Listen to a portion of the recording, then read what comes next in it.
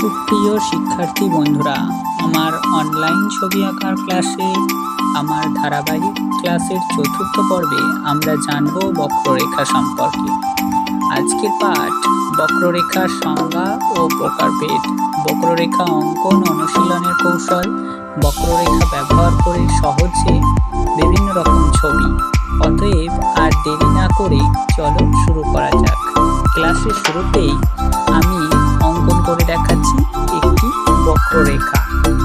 এটি আমরা বাম পাশ থেকে ডান পাশ আলতোভাবে অঙ্কন করতে পারি একটি বক্ররেখা। তেমনি আবার ডান পাশ থেকে বাম পাশ এরকমভাবেও আমরা অঙ্কন করতে পারি। বক্ররেখা বা কার্ভ লাইন যে একভাবে হবে এমনটা নয়, এটিও একটি বক্ররেখা। এই বক্ররেখাকে আমি অনেক রকমভাবে অঙ্কন করতে পারি। এরকমভাবেও আমি অঙ্কন করতে পারি, আবার এইরকমভাবে অঙ্কন করা যায়।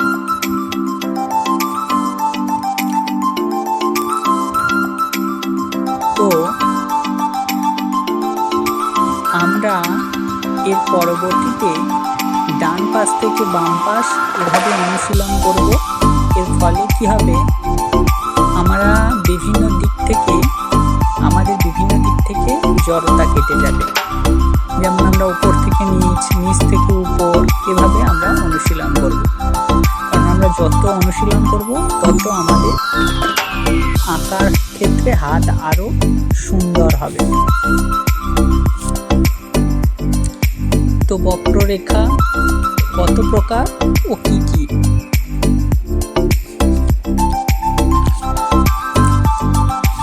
বক্ররেখা হলো দুই প্রকার। এক হচ্ছে খোলা বক্ররেখা, অর্থাৎ ওপেন কার্ভ। যে বক্ররেখা একটি নির্দিষ্ট বিন্দুতে শুরু হয়ে অন্য একটি বিন্দুতে শেষ হয় তাকে খোলা বক্ররেখা বলে। যেমন উদাহরণস্বরূপ কি, একটি সি আকৃতির বক্ররেখা হলো একটি খোলা বক্ররেখা। অর্থাৎ যদি আমি একটি সি অঙ্কন করি তাহলে আমরা কি দেখব, যে একটি নির্দিষ্ট বিন্দুতে শুরু হয়ে অন্য একটি বিন্দুতে শেষ হচ্ছে, আর বাকি অংশটি খোলা থাকে, তাহলে সেটি আমরা একটি খোলা বক্ররেখা। তেমনি আরেকটি বক্ররেখা হচ্ছে বন্ধ বক্ররেখা, অর্থাৎ ক্লোজড কার্ভ। যে বক্ররেখা একটি নির্দিষ্ট বিন্দুতে থেকে শুরু হয়ে আবার সেই একই বিন্দুতে শেষ হয় তাকে বলবো বক্ররেখা। যেমন হচ্ছে একটি বৃত্ত, যেমন দেখবে একটি বিন্দু থেকে শুরু হয়ে আবার পুনরায় সেই বিন্দুতে এসে মিলিত হচ্ছে, তাহলে তাকে আমরা বদ্ধ বক্ররেখা বলবো।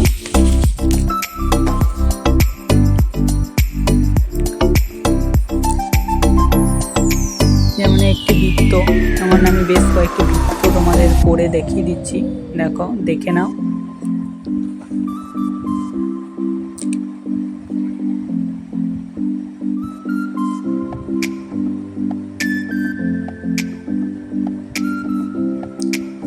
এই বক্ররেখা ব্যবহার করে বিভিন্ন পাতা অঙ্কন। তো বক্ররেখা অঙ্কন কেমন করব তোমরা স্টেপ ওয়াইজ দেখে নাও। তো প্রথমে আমি এরকমভাবে একটি বক্ররেখা নিলাম।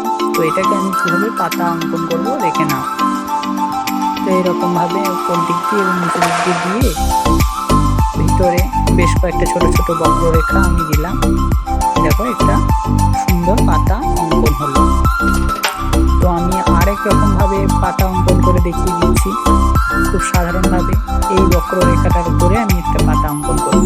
তো এর উপর দিয়ে আবার একটি বক্ররেখা, নিচে একটি বক্ররেখা দিয়ে আমার একটি পাতা অঙ্কন হয়ে গেল। এবার আমরা আরেক রকম ভাবে বক্ররেখাটা আনছি, উপর থেকে নিয়েছি। এই বক্ররেখাটা দিয়ে আমরা কিভাবে পাতা অঙ্কন করব, এরকম পাশে এটা একদম কিছু হয়নি।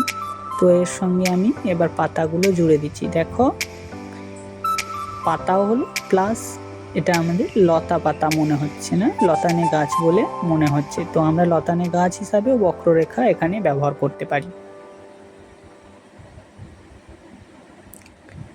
এরপর আবার আমি একটি বক্ররেখা নিচ্ছি।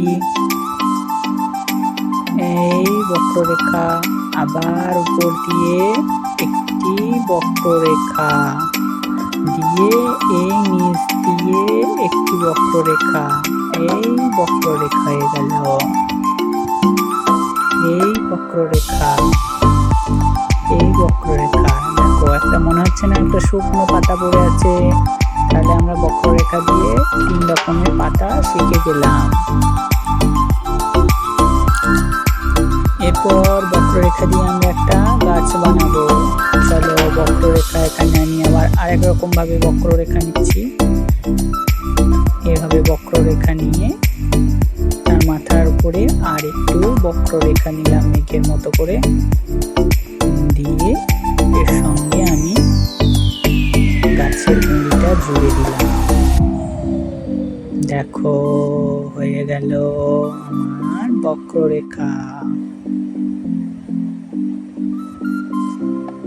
হয়ে গেল বক্ররেখা। সুন্দর না? বেশ সুন্দর হয়ে গেছে বক্ররেখা।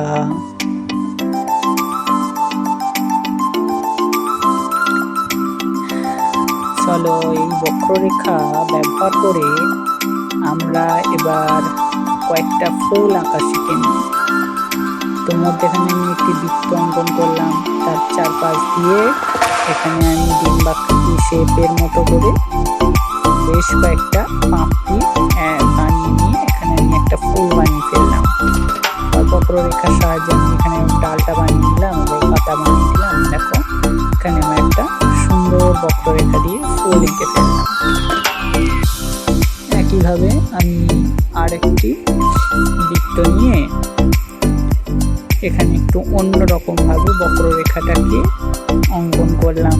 দেখো একটা ফুলের পাপড়ি হয়ে গেল।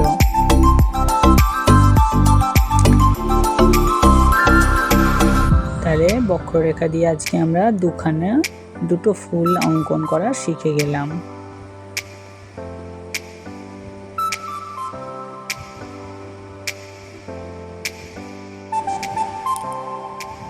দেখো আমার আরেকটি ফুল অঙ্কন করা হয়ে গেছে। এবার আমি এটাতেও আমি বেশ দুটো পাতা অঙ্কন করে দিচ্ছি, তাহলে আমার ফুল প্রায় কমপ্লিট।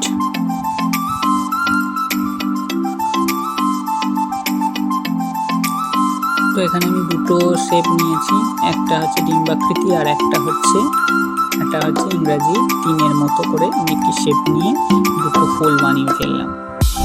তো চলো এবার আমরা দুটো গাছ অঙ্কন করব বক্ররেখার মাধ্যমে।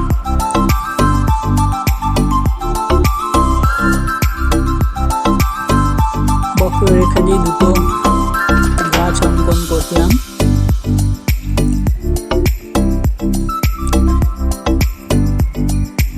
তো বক্ররেখা দিয়ে আমরা গাছ অঙ্কন করছি।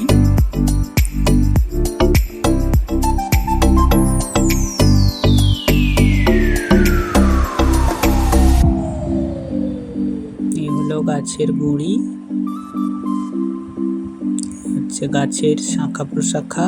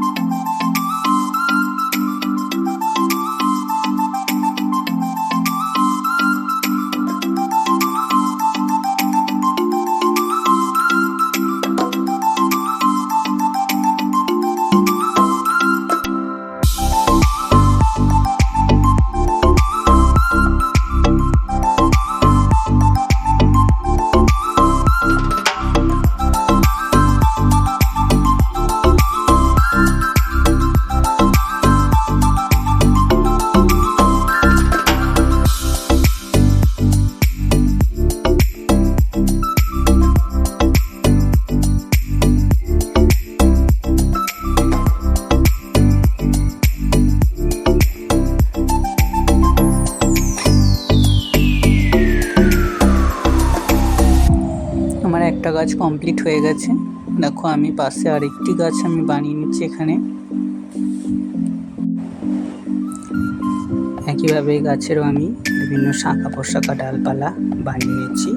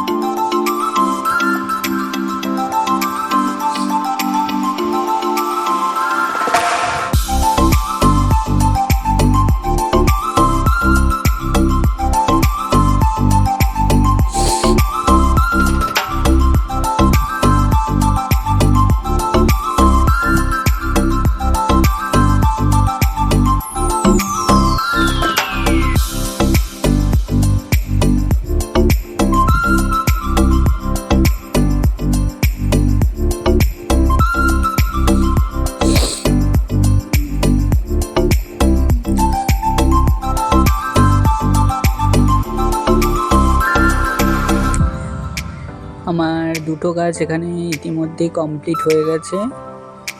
তো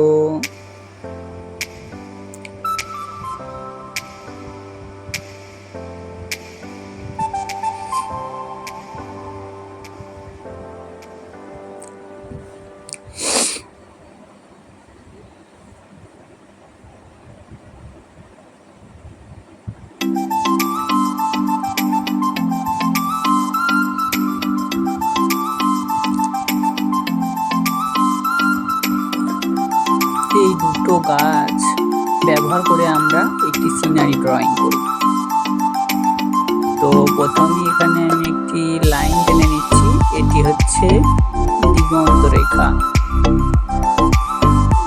দূরের কিছু জিনিস, অর্থাৎ দূরের যে গ্রাম, যাই বলি পাহাড়, বোঝানোর জন্য তো আমাকে এখানে একটা লাইন টেনে নিতে হচ্ছে। তো এখানে আমি পিছনে পাহাড়ের বক্ররেখা দিয়ে একটি পাহাড় অঙ্কন করে দিলাম।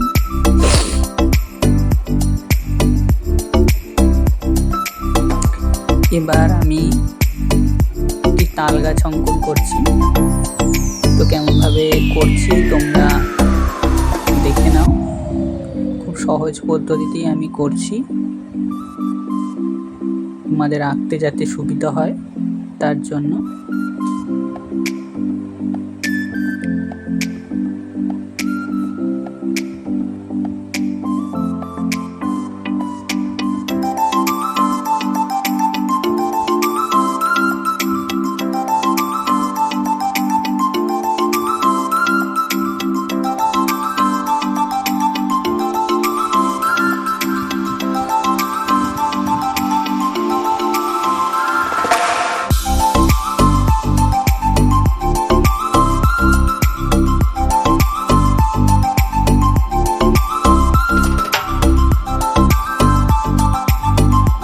এবার আমি একটি নদী অঙ্কন করব।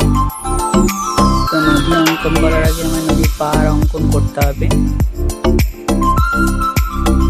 নদীর এখানে আমি পাহাড় অঙ্কন করে নিচ্ছি।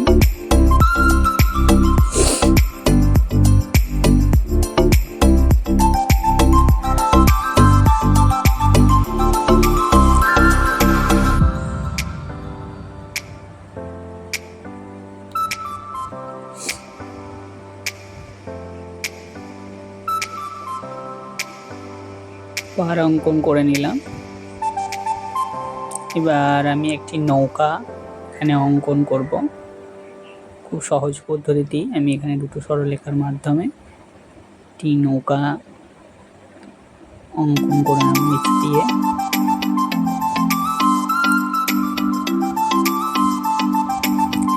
এবার আমি নৌকার উপরে যে ছাউনি থাকে সেই ছাউনি থেকে বানিয়ে নিচ্ছি।